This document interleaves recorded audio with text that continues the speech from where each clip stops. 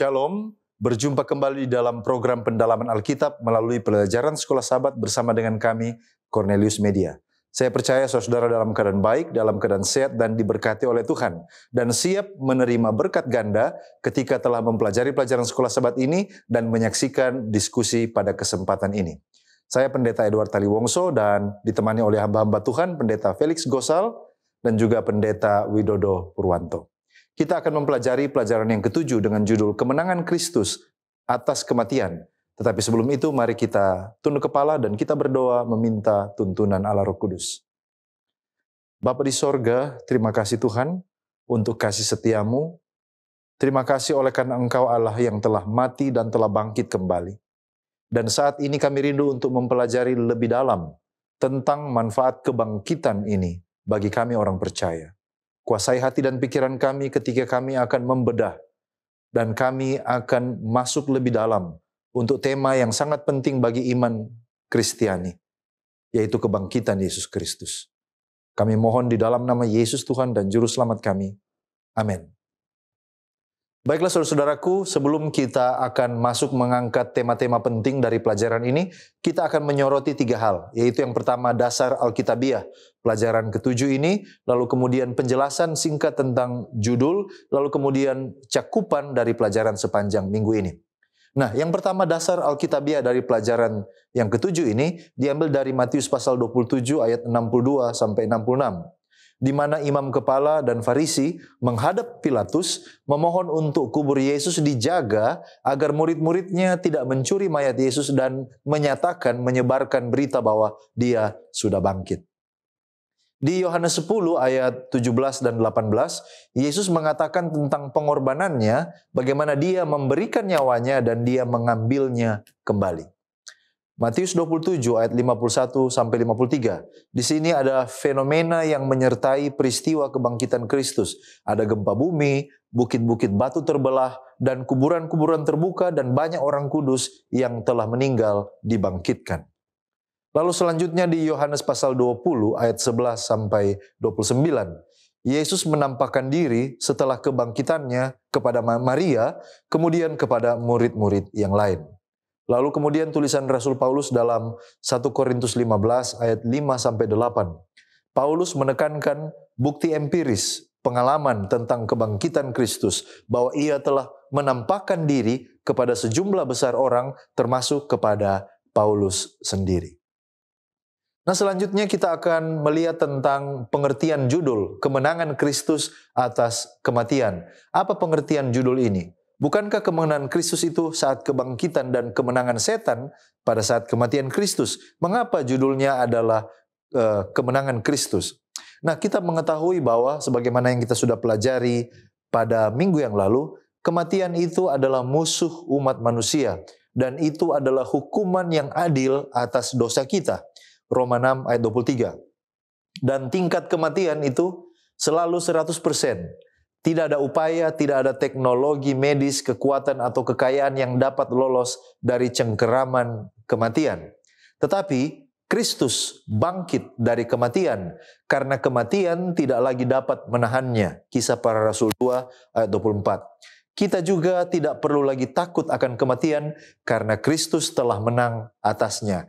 Kemenangan Kristus atas kematian ini menjadi juga jaminan bagi kita dalam pergumulan hidup kita. Nah, apa manfaat kemenangan Kristus? Apa rewardnya? Kalau kita lihat, kebangkitan daripada Kristus ini memberikan jaminan minimal dua hal. Yang pertama, ini memberikan jaminan tentang keilahiannya. Nanti kita akan masuk lebih dalam. Lalu kemudian yang berikut, ini juga memberikan jaminan tentang kemampuannya untuk menganugerahkan hidup yang kekal bagi semua orang yang percaya kepada Dia. Pelajaran 7 ini cakupannya adalah kita akan berbicara tentang kebangkitan Kristus dan semua bukti-bukti yang meyakinkan dari Alkitab yang Dia telah berikan kepada kita supaya kita dapat mempercayai bahwa kebangkitan itu adalah sebuah peristiwa di dalam sejarah kekristenan. Baik, terima kasih Pendeta. Dan ayat inti kita pada pelajaran pekan ini diambil dari Wahyu pasalnya yang pertama, ayat 17 dan ayat 18. Di sana firman Tuhan mengatakan, "Ketika aku melihat Dia, tersungkurlah aku di depan kakinya, sama seperti orang yang mati.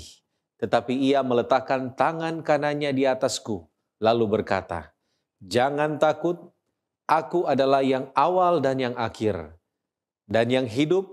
Aku telah mati, namun lihatlah, aku hidup sampai selama-lamanya, dan aku memegang segala kunci maut dan kerajaan maut." Seperti biasa, sebelum kita akan lebih dalam lagi mempelajari pelajaran kita pekan ini, mari terlebih dahulu kita memahami apa pengertian ayat inti ini. Yang pertama, mari kita lihat konteks dari ayat ini. Jadi kita akan lihat apa konteks dari Wahyu pasal 1 ayat 17 dan 18. Jadi sebenarnya Wahyu pasal 1 ayat 17 dan 18 ini adalah bagian dari surat Yohanes yang ditujukan kepada 7 jemaat di Asia Kecil. Kalau kita lihat di dalam Wahyu pasal 1 ayat 4, di sana dikatakan dari Yohanes kepada ketujuh jemaat yang ada di Asia Kecil. Jadi ini adalah surat yang akan ditujukan kepada jemaat-jemaat yang ada di sana. Nah, apa isi dari surat ini? Dan bagaimana Yohanes mendapatkan pesan yang akan disampaikan kepada jemaat-jemaat ini? Kita bisa lihat itu di dalam Wahyu pasal 1 ayatnya yang kedua. Yohanes telah bersaksi tentang firman Allah dan tentang kesaksian yang diberikan oleh Yesus Kristus, yaitu segala sesuatu yang telah dilihatnya. Jadi secara sederhana isi dari surat ini adalah tentang firman dan kesaksian Yesus, dan itu didapatkan oleh Yohanes lewat penglihatan atau vision. Sedangkan selanjutnya di mana lokasi pada saat Yohanes mendapatkan penglihatan itu? Lokasi itu ada di Pulau Patmos. Kita bisa lihat di ayatnya yang ke-9, aku Yohanes, saudara dan sekutumu dalam kesusahan, berada di pulau yang bernama Patmos oleh karena firman Allah dan kesaksiannya yang diberikan oleh Yesus. Kemudian di dalam ayat inti kita di sana dikatakan aku dan dia. Ada kata ganti orang di sana, aku dan dia di dalam ayat ini. Mari kita lihat siapa yang dimaksudkan dengan aku dan dia di dalam ayat ini. Memang kalau kita perhatikan di dalam terjemahan bahasa Inggris, terjemahan-terjemahan ini menggunakan huruf kecil pada dia, ya, pada dia. Namun di sini dari kata-kata ini kita dapat penjelasan, yaitu yang pertama, aku yang pertama di sini merujuk kepada Yohanes yang sementara melihat dia. Dan aku yang kedua atau dia yang dilihat Yohanes di dalam vision ini menyatakan, kalau kita baca di dalam ayat ini mengatakan aku adalah awal dan akhir dan yang hidup, telah mati tetapi sekarang hidup selama-lamanya dan memegang kunci maut dan kerajaan maut. Jadi ini jelas adalah kata-kata Yesus yang telah mati dan hidup untuk selama-lamanya. Oleh karena itu dia di sini merujuk kepada Yesus. Dan mari kita lihat apa sebenarnya pengertian dari ayat inti ini. Nah, saudara-saudara, di dalam penglihatan ini Yesus menampakkan diri kepada Yohanes di dalam sebuah khayal. Namun pemandangan yang Yohanes lihat pada saat itu tidak seperti yang sebelumnya. Artinya Yesus, sosok yang dia lihat, Yesus di dalam penglihatan itu tidak seperti Yesus yang dia kenal selama ini. Kalau saudara lihat di dalam ayatnya yang ke-13 sampai 16, suaranya, matanya, bajunya, wajahnya, ini adalah ekspresi kealahan yang nampak di dalam perjanjian lama. Dan kita lihat saat itu kini nampak kepada anak manusia, yaitu Yesus yang sementara menyatakan dirinya kepada Yohanes. Atau Yesus yang sementara Yohanes lihat. Oleh karena itu kita bisa melihat peristiwa. Setelah melihat peristiwa ini, Yohanes sangat ketakutan. Ayat ini mengatakan, lalu dia tersungkur seperti orang mati. Kalau kita perhatikan ekspresi yang sama, hal ini pernah terjadi kepada Yohanes dan kedua rasul yang lain, yaitu Petrus dan Yakobus. Cerita ini terjadi pada saat Yesus dimuliakan di atas gunung. Kalau kita baca Matius pasal 17 ayat 6, di sana Alkitab mengatakan, mendengar itu tersungkurlah murid-muridnya. Murid-murid ini adalah 3 orang, yaitu Yohanes, Petrus, dan Yakobus. Jadi ketika mereka mendengar suara itu, mendengarkan itu, tersungkurlah murid-muridnya dan mereka sangat takut. Kalau kita baca ayat 7, lalu Yesus datang kepada mereka dan menyentuh mereka sambil berkata, jangan takut. Jadi kita bisa melihat ada kesamaan ekspresi. Hal yang sama terulang kembali. Dan kita bisa lihat ini menjadi pengalaman yang unik bagi Yohanes. Ayat 17 di sana, tetapi ia meletakkan tangan kanannya dan mengatakan, jangan takut. Jadi pengalaman ini memiliki arti khusus bagi Yohanes. Saat itu dia mengenal dengan siapa dia berhadapan. Mari kita lihat apa makna dari kata-kata Yesus di dalam ayat inti ini. Yang pertama, aku adalah awal dan akhir, di sini mengarah kepada Allah perjanjian lama. Dia adalah Allah yang sama di perjanjian lama dan selalu ada mendampingi umatnya sampai selama-lamanya. Yang kedua, menekankan kembali jika dia telah dibangkitkan. Dia yang hidup telah mati dan hidup telah bangkit dan saat ini telah ditinggikan. Dan yang ketiga adalah dia saat ini memegang otoritas di surga, di bumi, bahkan di bawah bumi, artinya kematian. Yesus di sini melambangkan atau mengungkapkan kuasanya atas setan-setan. Maut di sini mengungkapkan atau lambang setan, dan Yesus telah mengalahkan kuasa ini. Oleh karena itu, pesan yang sementara disampaikan di sini kepada Yohanes, jangan takut, akulah awal dan akhir yang selalu bersama-sama dengan umatnya dan yang telah menang atas maut. Ya, baik, terima kasih pendeta. Dan saat ini kita akan melihat sedikit kronologi tentang kematian dan kebangkitan Yesus. Pada hari Kamis malam, Yesus makan Paskah terakhir bersama murid-murid di ruang atas di Yerusalem. Kemudian setelah itu Yesus mengajak murid-muridnya pergi ke sebuah taman di seberang sungai Kidron, Taman Getsemani, dan di sana dia berdoa sebanyak 3 kali dalam pergumulan yang hebat. Alfa Omega Jilid 6 halaman 327 menyatakan bahwa mereka berjalan ke Taman Getsemani pada saat bulan purnama bersinar dengan cerah. Artinya hari Kamis malam.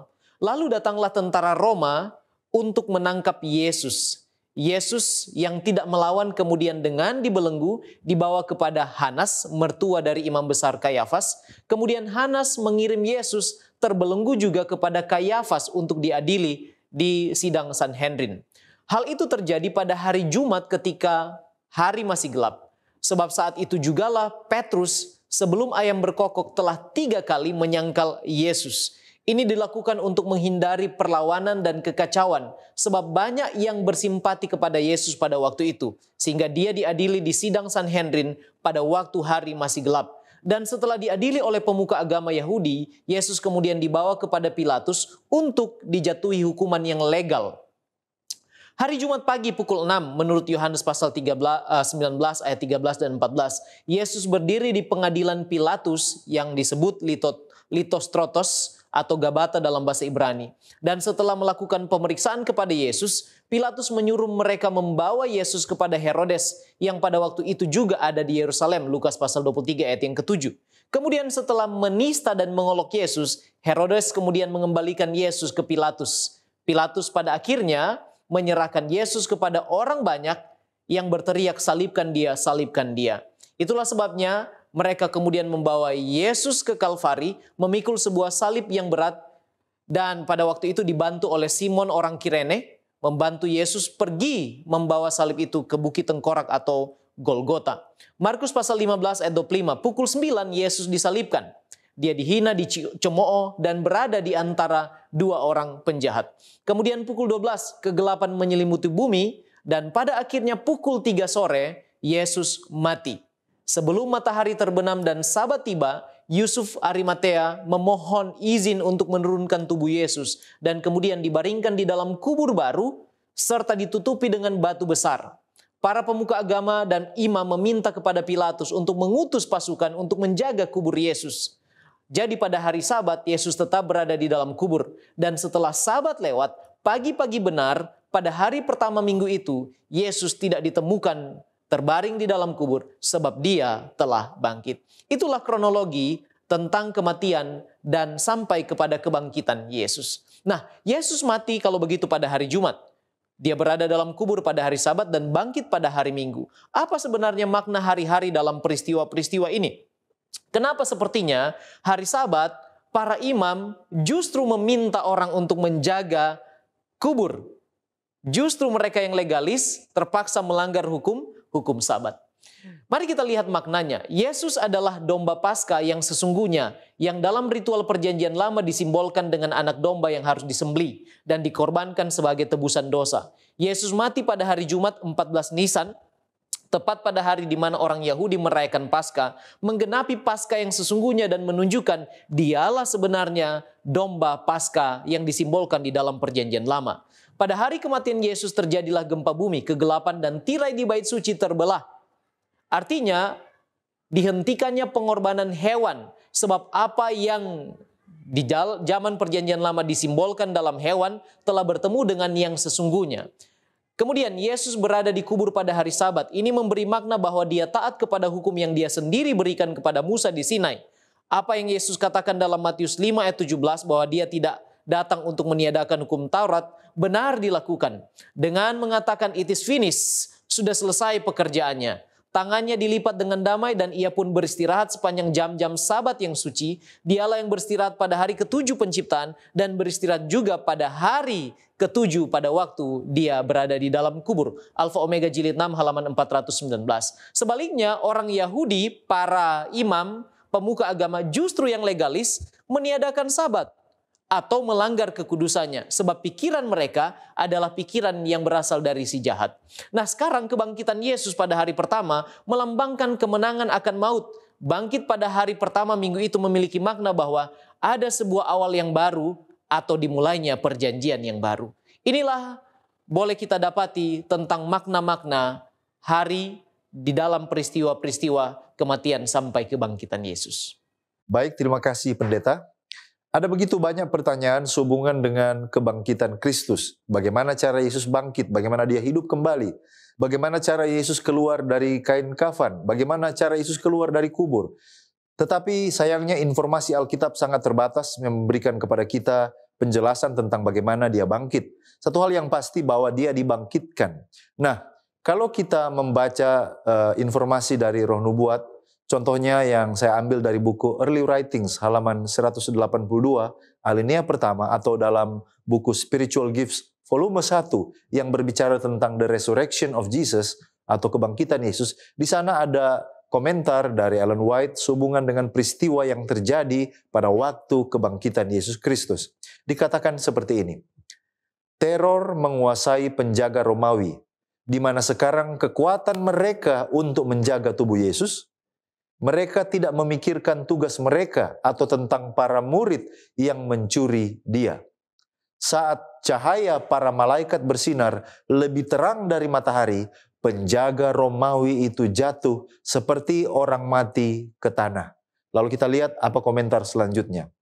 Salah satu malaikat memegang batu besar itu dan menggulingkannya dari pintu makam dan duduk di atasnya. Jadi jelas malaikatlah yang membuka pintu makam itu lalu kemudian duduk di atasnya. Sementara kita lanjutkan, yang lain, malaikat yang lain masuk ke kubur dan melepaskan kain dari kepala Yesus. Jadi di sini kita lihat informasi dari Roh Nubuat bahwa kebangkitannya itu melibatkan juga para malaikat membuka pintu dan membuka kain kafan. Lalu kemudian mereka memanggil dia, bangkitlah engkau oleh karena Bapamu telah memanggil engkau. Nah, dengan kuasa apa Yesus bangkit atau dibangkitkan? Siapa yang dibangkitkan? Apakah dia dibangkitkan atau dia bangkit dengan kuasanya sendiri? Nah, mari kita lihat saudaraku. Di dalam Kisah Para Rasul 2 ayat 24, Petrus mengatakan bahwa Allah membangkitkan Yesus dari antara orang mati. Nah, ini adalah jawaban dasarnya. Allah membangkitkan Yesus dari antara orang mati.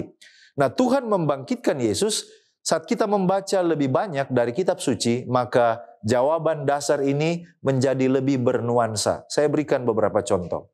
Nah, Alkitab menunjukkan bahwa sebenarnya ketiga pribadi dari Trinitas terlibat di dalam kebangkitan Yesus. Mengapa? Oleh karena Galatia 1 ayat 1 mengatakan Bapa yang membangkitkan Yesus dari kematian. 1 Petrus 3 ayat 18 mengatakan bahwa Roh yang membangkitkan Yesus dari kematian. Kita juga boleh lihat dalam Roma 1 ayat 4. Roma 8 ayat 11 mengatakan bahwa Allah akan membangkitkan orang melalui Roh-Nya. Sementara itu di dalam Yohanes 2 ayat 19 mengatakan Yesus meramalkan bahwa dia akan membangkitkan dirinya sendiri dari kematian. Kita bisa bandingkan juga dengan Yohanes 10 ayatnya yang ke-18. Jadi, ketika kita menjawab pertanyaan tentang siapa yang membangkitkan Yesus, kita dapat mengatakan bahwa Tuhan yang melakukannya. Dan dengan itu kita dapat mengartikan sebagai 3 oknum Trinitas, yaitu Bapa, Anak, dan Roh Kudus. Siapa yang membangkitkan Yesus dari kematian? Tuhan melakukannya. Dan maksudnya adalah ketiga pribadi dari Trinitas terlibat di dalam peristiwa ini. Dan ini bukan kali yang pertama. Oleh karena kalau kita belajar kitab suci, ketiga pribadi Trinitas berpartisipasi di dalam penciptaan. 1 Korintus 8 ayat 6, Kejadian 1 ayat 1 dan 2. Lalu kemudian ketiga-tiganya juga terlibat dalam rencana keselamatan. Yohanes 3 ayat 6 dan ayat 16. Dan tentu saja ketiga-tiganya bertanggung jawab atas kebangkitan Kristus Yesus. Baik, terima kasih pendeta. Dan saat ini mari kita melihat saksi dari kebangkitan Yesus itu. Siapa saja wanita yang datang di kubur Yesus pada hari pertama minggu itu? Kita akan melihat berbagai macam pendapat atau informasi dari Injil di mana sepertinya ada perbedaan. Contohnya di dalam Matius pasal 28, di sana Matius mengatakan ada 2 orang yang datang. Yang pertama adalah Maria Magdalena. Siapa Maria Magdalena ini? Dia adalah pengikut Yesus, wanita yang disembuhkan oleh Yesus. Pada satu saat dia dirasuki 7 roh jahat tetapi Yesus menyembuhkannya. Dan kemudian Maria Magdalena ini menjadi pengikut Yesus. Dia adalah orang yang pertama. Dan orang yang kedua, Matius mengatakan Maria yang lain. Di Markus pasal 16, Markus menyebutkan ada 3 nama. Yaitu yang pertama Maria Magdalena, nama ini kembali disebut oleh Markus. Kemudian yang kedua adalah Maria ibu Yakobus. Kemungkinan adalah Maria lain yang disebutkan oleh Matius. Dan orang yang ketiga adalah Salome. Salome ini adalah ibu dari Zebedeus. Nah, kalau kita perhatikan 3 orang yang disebutkan oleh Markus di dalam Markus pasal 16 ini adalah 3 orang yang sama juga yang disebutkan oleh Matius ketika Yesus pada saat itu disalibkan dan hendak dikuburkan. Kita bisa baca itu di dalam Matius pasal 27 ayat 56. Di sana Matius mengatakan di antara mereka terdapat Maria Magdalena dan Maria ibu Yakobus dan ibu anak-anak Zebedeus. Jadi sepertinya 3 orang ini adalah selalu bersama-sama di mana saja mereka berada. Kemudian di Yohanes mengatakan ada Maria dari Magdala. Nah, kalau kita baca dalam terjemahan Inggris, di sana dikatakan tetap Maria Magdalena. Sama seperti Maria Magdalena, oleh karena Magdala itu adalah nama tempat asal Maria ini datang. Nah, di dalam Kerinduan Segala Zaman halaman 442, di sana dikatakan dengan jelas bahwa wanita-wanita itu datang ke kubur itu bukan semuanya dari jurusan yang sama. Jadi sepertinya mereka datang satu persatu. Oleh karena itu terjadi perbedaan. Yang satu bilang 1 orang, yang satu mengatakan 2 orang, yang satu mengatakan 3 orang. Ya, mereka datang bukan dari tempat yang sama, bukan dari jurusan yang sama, tetapi Roh Nubuat mengatakan di dalam Kerinduan Segala Zaman halaman 442 bahwa Maria Magdalena mula-mula sekali tiba di tempat itu. Dan setelah melihat bahwa batu itu sudah digulingkan, ia cepat-cepat pergi dan menceritakan kepada murid-murid. Jadi di sana jelas bahwa ada beberapa macam wanita yang datang. Ada Maria Magdalena, ada kemudian juga Maria ibu dari Yakobus, dan juga ada ibu dari Zebedeus. Kemudian berapa malaikat yang mereka lihat di kubur itu? Matius melaporkan ada seorang malaikat dengan jubah putih. Kemudian Markus menulis ada seorang muda dengan jubah putih. Tetapi Lukas menulis ada 2 orang yang mereka lihat berdiri berkilauan. Kira-kira berapa banyak mereka? Apakah hanya 1 atau hanya ada 2 orang di sana? Di dalam buku Kerinduan Segala Zaman halaman 432 mengatakan, bala tentara surga mengelilingi kubur itu. Malaikat-malaikat jauh lebih besar kekuatannya sedang mengawasi kubur itu dan menunggu untuk menyambut putra kehidupan. Jadi sangat jelas situasi saat itu di kubur ada banyak malaikat. Tetapi berapa orang yang mereka lihat? Di dalam komentari Advent, Bible Komentari Advent halaman 555, jilid yang 5, di sana dikatakan bahwa Gabriel adalah malaikat utama Dan dialah yang dirujuk oleh Matius dan Markus. Oleh karena itu Markus dan Matius hanya mengatakan satu. Tetapi fakta bahwa malaikat lain tidak disebutkan tidak boleh dianggap sebagai penyangkalan akan kehadirannya. Jadi sebenarnya ada juga malaikat lain yang tidak disebutkan. Oleh karena itu Lukas menyebutkan malaikat itu. Nah, salah satu prinsip menafsirkan Alkitab adalah analogy of the scripture. Artinya adalah Alkitab itu suatu kesatuan yang harmoni dan tidak bertentangan. Oleh karena itu, keduanya atau kedua informasi ini dianggap benar. Matius dan Markus merujuk kepada Gabriel, pemimpin malaikat, namun Lukas juga menyebutkan ada malaikat lain yang ada di sana yang nanti sebentar kita akan lihat di dalam komentar nubuat. Tetapi selanjutnya mari kita lihat di mana sebenarnya posisi pertemuan antara wanita dengan malaikat ini. Posisi pertemuan antara para wanita dengan malaikat ini. Kenapa? Oleh karena Matius menulis bahwa malaikat itu sementara duduk di luar kubur. Markus menulis duduk di sebelah kanan, artinya ada di dalam. Sedangkan Lukas menulis mereka bertemu dengan dua orang itu berada di luar kubur. Mana yang benar? Malaikat itu di dalam atau malaikat itu di luar? Mari kita lihat komentar nubuat di dalam Desire of Ages halaman 442. Di sana Ellen G. White mengatakan seperti ini. Seorang muda yang berpakaian jubah yang bercahaya sedang duduk di sisi kubur itu. Artinya dia sementara ada di luar kubur. Ya, seorang malaikat muda sementara berada di luar kubur. Siapa dia itu? Ellen G. White mengatakan, ialah malaikat yang telah menggulingkan batu itu. Jadi posisinya ada di luar, dia baru saja menggulingkan batu itu. Ia telah menyamar sebagai manusia supaya ia tidak menakutkan sahabat-sahabat Yesus. Tetapi apa yang terjadi? Wanita-wanita itu ketakutan. Mereka berbalik hendak melarikan diri. Tetapi perkataan malaikat itu menahan langkah mereka. Apa yang malaikat itu katakan? Jangan takut. Karena aku mengetahui bahwa kamu mencari Yesus yang disalibkan itu. Malaikat itu katakan begini, ia tidak ada di sini, ia sudah bangkit. Mari lihatlah di tempat ia berbaring. Nah selanjutnya nubuat mengatakan, sekali lagi mereka melihat ke dalam kubur itu. Siapa mereka? Wanita-wanita. Jadi mereka sudah melihat satu yang ada di sisi kubur di luar, dan saat ini mereka melihat ke dalam kubur.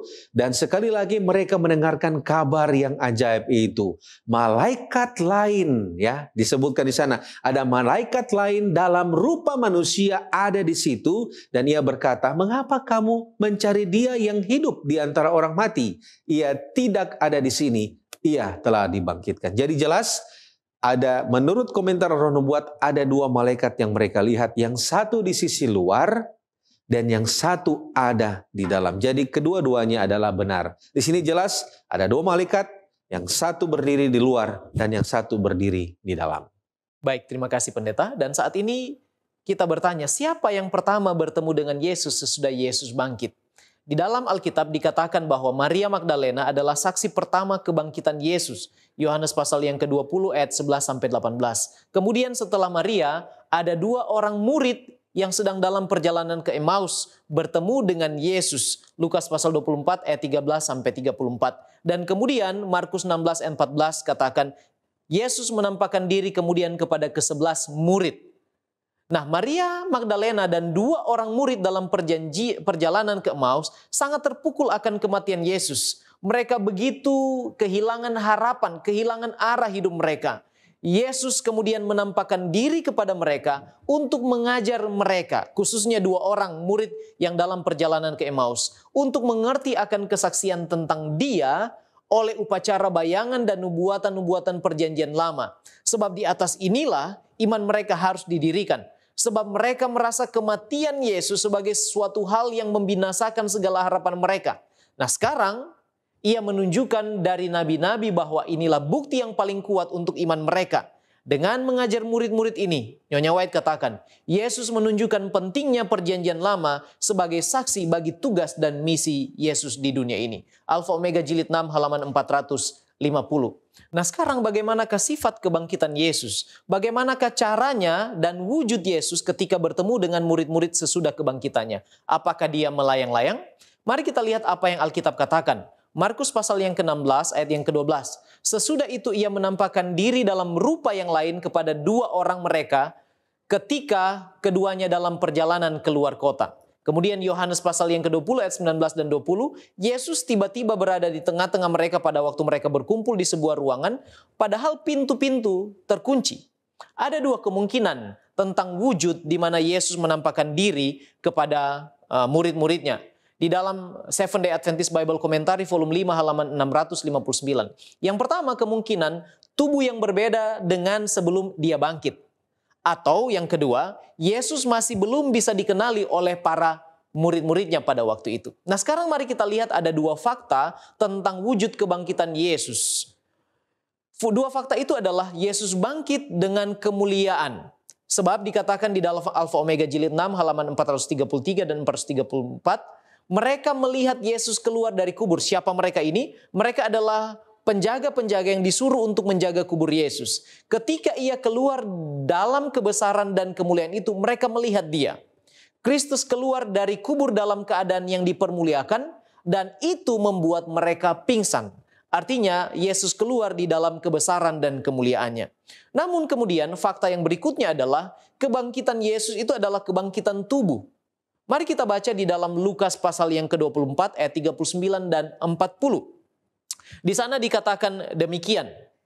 Lukas pasal yang ke-24 ayat 39 dan 40. Lihatlah tanganku dan kakiku. Aku sendirilah ini. Rabalah aku dan lihatlah, karena hantu tidak ada daging dan tulangnya. Seperti yang kamu lihat ada padaku. Sambil berkata demikian, ia memperlihatkan tangan dan kakinya kepada mereka. Artinya kebangkitan Yesus dalam wujud tubuh. Dan di dalam buku Handbook of Seventh Day Adventist Theology dikatakan di sana seluruh catatan kitab suci menunjukkan bahwa kebangkitan Yesus itu adalah kebangkitan secara tubuh.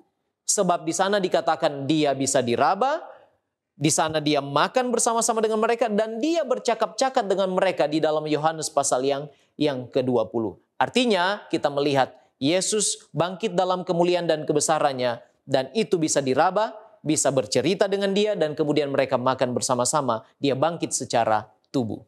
Baik, terima kasih pendeta. Selanjutnya pertanyaan yang sangat penting adalah apa makna kebangkitan Yesus khususnya bagi kita orang percaya.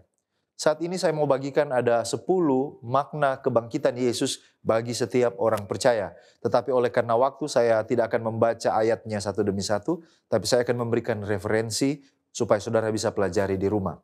Apa makna kebangkitan Yesus? Yang pertama, kebangkitan Kristus berarti orang percaya dibenarkan di hadapan Allah. Roma 4 ayat 25. Yang kedua, kebangkitan Kristus berarti Kristus telah mengalahkan kematian. 1 Korintus 15 ayat 55 sampai 57. Yang ketiga, kebangkitan Kristus berarti orang percaya dipersatukan dengan Kristus. 2 Korintus 4 ayat 14 dan Roma 6 ayatnya yang ke-8. Yang keempat, kebangkitan Kristus mengkonfirmasi kebenaran nubuatan perjanjian lama. Ada begitu banyak nubuatan perjanjian lama tentang dia, kematiannya dan kebangkitannya, dan semuanya itu dikonfirmasi ketika dia benar-benar bangkit dari kematian. Yang kelima, kebangkitan Kristus membuktikan bahwa Injil itu benar. 1 Korintus 15 ayat 14 dan 17 sampai 19. Yang keenam, kebangkitan Kristus membuktikan bahwa Yesus adalah benar-benar anak Allah yang diutus. Roma 1 ayatnya yang keempat. Yang ketujuh, kebangkitan Kristus berarti bahwa Allah akan mengaruniakan Roh Kudus bagi semua orang yang percaya. Kisah pasal 2 ayatnya yang ke-33. Yang kedelapan, kebangkitan Kristus memberikan pengharapan yang hidup bagi semua orang yang percaya. 1 Petrus 1 ayat 3 sampai 4. Yang kesembilan, kebangkitan Kristus berarti kita juga akan dibangkitkan sama seperti dia telah dibangkitkan dari kematian.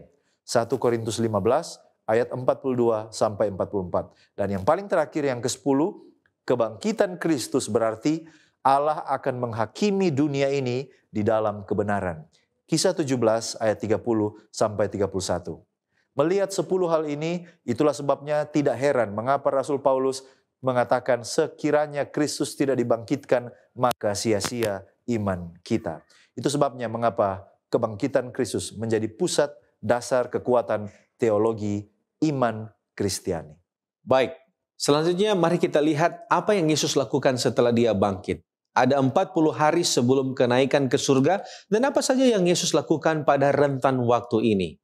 Nah, tidak ada bukti lain di dalam Alkitab selain memperlihatkan Yesus berusaha meyakinkan jika dia telah bangkit, dan oleh karena itu Yesus menampakkan diri kepada murid-muridnya. Ada 3 bagian penting dari penampakan Yesus Kristus. Bagian yang pertama adalah saat dia bangkit. Di sana dikatakan bahwa Yesus menampakkan dirinya kepada Maria Magdalena. Kita bisa baca itu dalam Markus pasal 16 dan Yohanes pasal 20. Kemudian juga kepada wanita-wanita lain. Kemudian kepada Simon Petrus. Kemudian kepada murid-murid yang ada di jalan ke Emmaus. Kemudian kepada murid-murid yang lainnya dituliskan di dalam Lukas pasal 24 dan Yohanes pasal 20. Itu adalah bagian yang pertama. Bagian yang kedua adalah di antara kebangkitan dan kenaikan. Yesus juga menampakkan diri kepada Thomas, lalu kepada 7 murid di Danau Tiberias sesuai dengan informasi Yohanes pasal 21, dan lebih dari 500 orang pada satu kali. Kita bisa baca itu dalam 1 Korintus pasal 15, kemudian kepada Yakobus, dan kemudian kepada murid-muridnya. Dan yang terakhir, bagian yang terakhir adalah pada saat dia akan terangkat ke surga, dia juga menampakkan diri kepada murid-muridnya. Apa tujuan dari Yesus menampakkan diri kepada murid-murid ini? Tujuannya adalah untuk memberikan bukti yang penuh akan ketuhanannya, akan kebangkitannya, dan untuk memperlengkapi rasul-rasul saat mereka akan memberitakan Injil. Karena kita tahu bersama bahwa kebangkitan ini adalah kekuatan dari Injil. Nah, jika demikian, apa kira-kira makna, apa arti, apa manfaat bagi kita atas kenaikan Yesus ke surga? Kurang lebih kita akan melihat 2 manfaat. Yang pertama, makna sekarang, dan yang kedua adalah makna di masa yang akan datang. Makna yang sekarang ditulis dalam Yohanes pasal 16, yaitu kenaikan Yesus. Dia harus pergi oleh karena akan digantikan. Dia akan menyediakan kuasa Roh Kudus yang tak terbatas, yang akan memampukan kita, yang akan memberikan kekuatan kepada kita. Itu yang pertama. Dan yang kedua, dengan naiknya Yesus ke surga, dia akan menyediakan kuasa pengantara antara kita dan surga. Itu ditulis dalam Ibrani pasal 7 dan juga 1 Yohanes 2, 1 Timotius pasal 2. Dan makna untuk di masa depan ada 2 juga.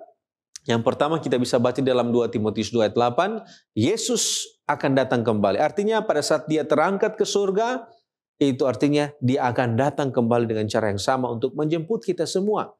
Dan makna yang kedua, Yesus akan bersama-sama dengan kita di dalam kerajaan surga, dan dia akan hidup bersama-sama dengan kita di dalam kekekalan. Ya, baik, terima kasih Pendeta. Dan sebagai penutup diskusi kita pada saat ini, apa respon dan tanggung jawab kita setelah kita tahu bahwa Yesus bangkit dan kemudian dia terangkat ke surga? Dan bagaimanakah caranya agar kita bisa bangkit dan naik seperti Yesus ke surga untuk hidup kekal selama-lamanya? Mari kita lihat. Yang pertama, kebangkitan Yesus adalah sebuah kabar baik yang membangkitkan harapan para pengikut Yesus, orang Kristen mula-mula, para murid, para rasul yang kecewa dan putus harapan pada waktu dia mati.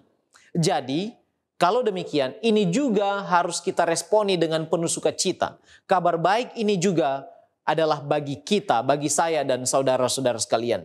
Nah, kabar kebangkitan Yesus memberi kepastian bahwa dia adalah imam besar yang saat ini ketika dia terangkat ke sorga, melayani di bait suci surgawi demi kepentingan kita.